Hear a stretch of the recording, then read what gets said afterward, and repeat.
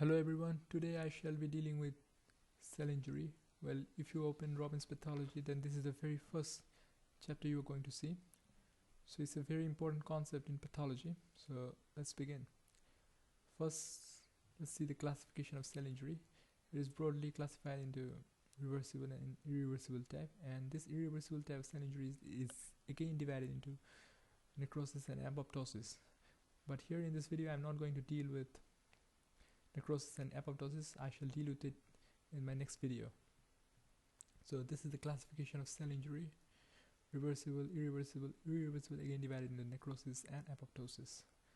Now moving on to the causes. There are various causes that lead to cell injury, and I shall deal with it one by one.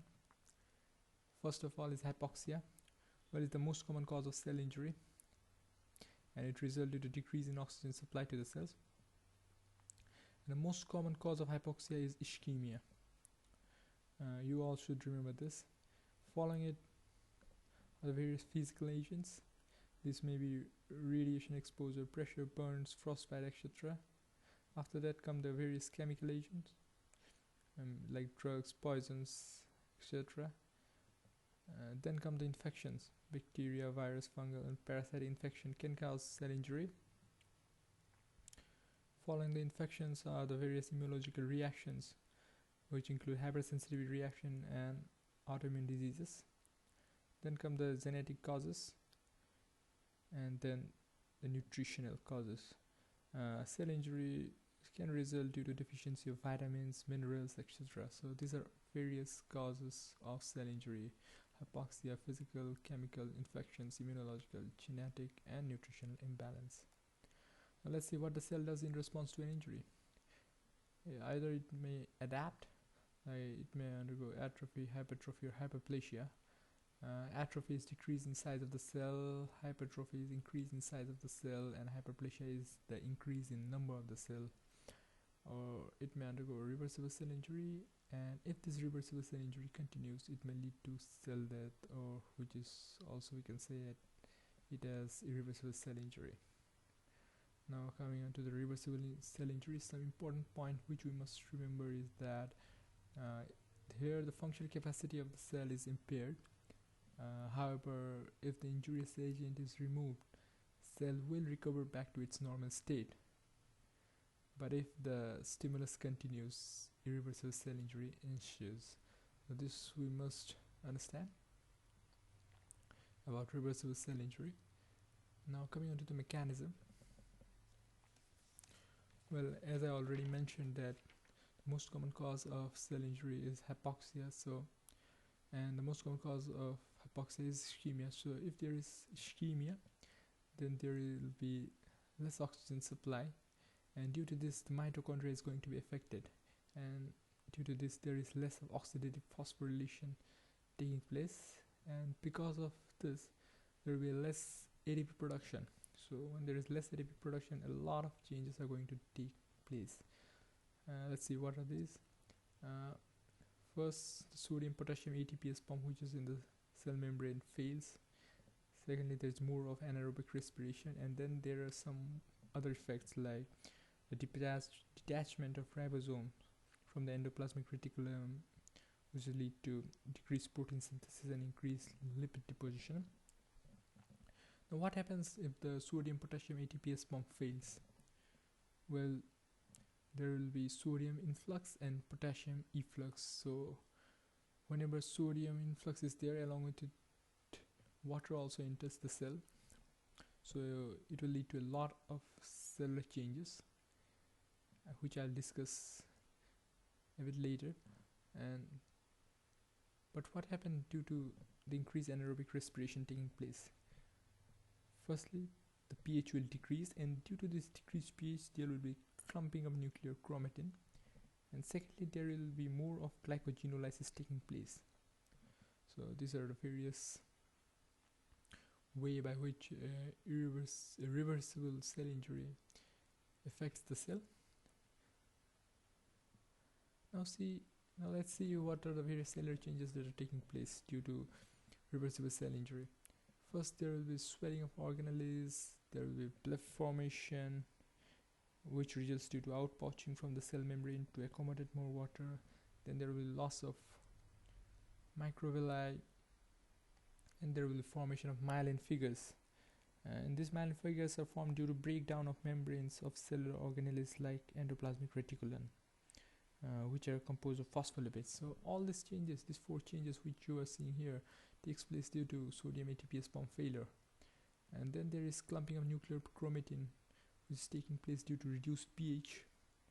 And then this detachment of ribosomes from endoplasmic reticulum, which will lead to decreased protein synthesis. So these are the various cellular changes we'll see in reversible cell injury. Now about irreversible cell injury, well, it's the inability to reverse mitochondrial dysfunction and this development of profound membrane disturbance, which characterize irreversibility. So this is about irreversible cell injury. The mitochondria dysfunction is permanent and it cannot reverse back to its original state.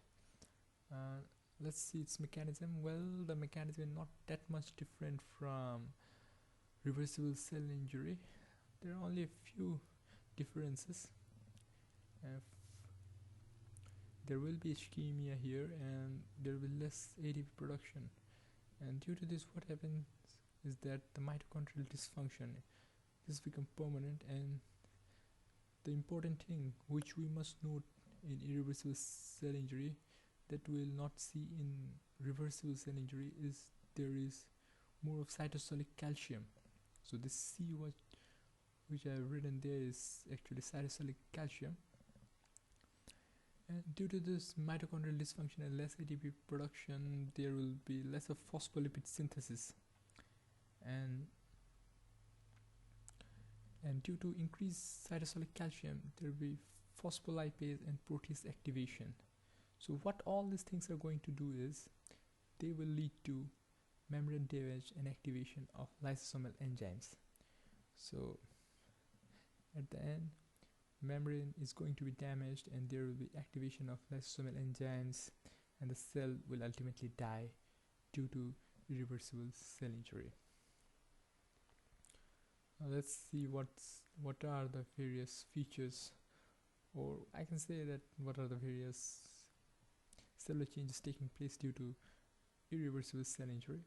Well, there is damage to cell membrane, and there is massive influx of calcium, and there is formation of large flocculent mitochondrial densities. This is important. And various nuclear changes are going to take place. These include pycnosis, karyorrhexis, and karyolysis. Well, pycnosis is nuclear condensation, and karyorrhexis is fragmentation of the nucleus, and karyolysis is nuclear dissolution. That is, nucleus is ultimately going to dissolve and disappear. So these are the various features that takes place following irreversible cell injury.